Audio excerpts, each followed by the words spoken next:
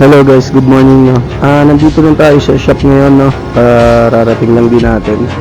Then ito ngayon nadat na natin sa shop. Ayan, may mga ginagawa na sila. Ayan. Ayan si Coco, binabaklas yung 1,000,000 no. Hinugot yung head niyan dahil pinamas yung shop. Dahil na putol yung tornilyo ng tambucho. Nandito naman no, pinapalitan yung otot ng gulong. Ayan pala no guys, dumating na pala yung block na isasalpak natin sa Honda Dio. Ayan. Ayan, dyan natin isasalpak yan no. 53mm pala yan yung sukat ng block na yan. Galing pang Indonesia yan no. So kaya medyo matagal dumating. Ayan, dyan natin ilalagay yan. Ayan yung camshaft pala. Ayan. Ayan, dumating na nga no. And then, ayan yung ano niya, cam card niya, tsaka yung mga result ng ano, sa dyno no. Ayan, so ang kagandahan kay BRT no, may mga ganito siyang kasama. So, hindi tayo maliligaw kapag sinalpak natin no. Ayan na nga no, binabaklas na nito ako ng paunti-unti yung motor no, yung Lamborghini natin na lolodan. At ayan na nga mga kabarudal no. Nabaklas na nito ako. So inuhugot pala natin yung makina no pag tayo naglo-load ng engine no. Ayan, nililinis na nito ako no. Ayan, may mga ibang customer din na mga nagdatingan pa no. Ayan, sa pagtalinis, kunin na natin yung top dead center no. Ayan. So dito no, kaya natin kinukuha yung ring top dead center ng ano, ng piston kasi ayan, para makuha nga natin ng tama kung nasa tamang timing ba talaga no, yung piston sa magneto. Ayan no. So yan, kailangan magtugma yung mapapilit man tayo ng kaliwat kanan, kailangan parehas siya ng result na ilalabas no. Ayan, sa degree wheel. Ayan. So sinisiro muna yan yung ano, dun sa may pinaka timing mark. So ayan na nga no, nilagay na nga natin yung stopper no, yung pinaka stopper ng piston para makapa natin kung muntog na ba siya dun sa stopper no, kapag nagbasa tayo dun sa ano, degree wheel. Ayan no. So kailangan balance yan, parehas sila ng result na ilalabas sa degree wheel para yun, para makuha natin talaga yung tunay na top dead center. Ayan. So mapakaliwa, mapakanan man, napihit, kailangan same sila ng result na ilalabas. Then yun,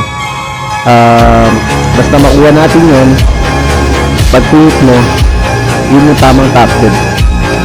So yun na nga no, pihitin na natin kung nakuha na ba natin yung tamang top dead center no? Ayan.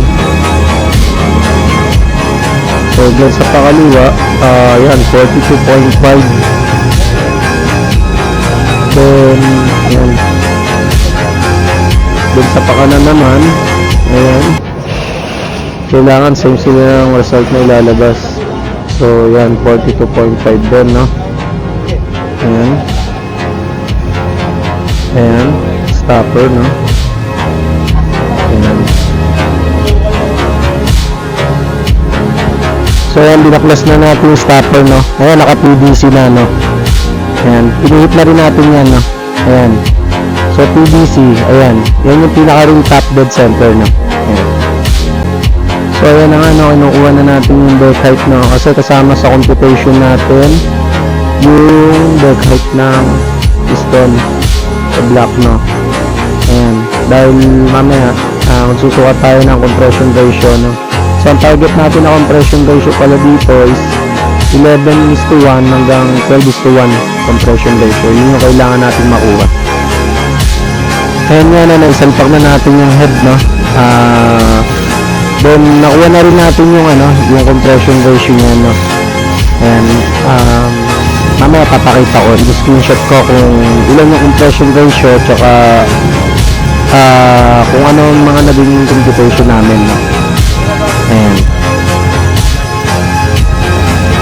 So, yan na nga, no, napa-under na natin. Yan. Okay naman siya, no, napakatahimik ng cam.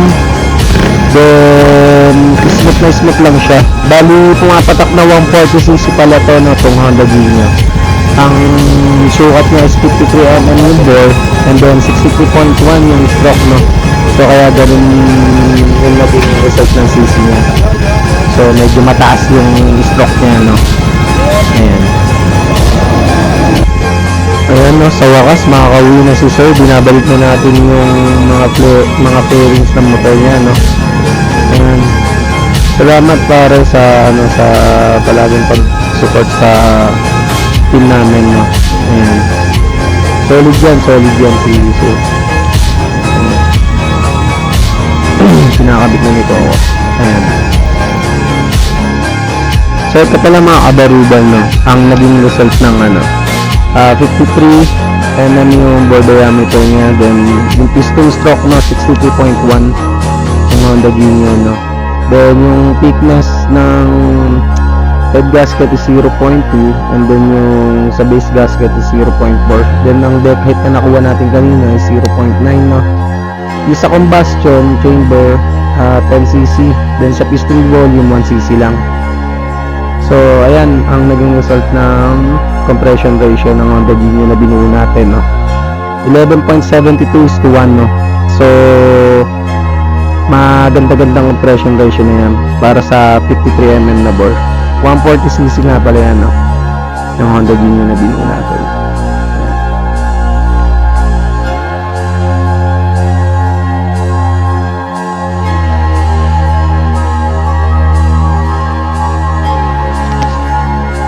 So yun lang mga kabarubang, na maraming salamat sa inyo sa palaging pagsuporta sa amin, no. Yung mga customer na gusto mag-inquire, tawag lang po kayo dyan sa number na yan, or visit lang po kayo sa shop namin, no. Ayan. Yung mga services namin na andyan po. Then yan. Salamat.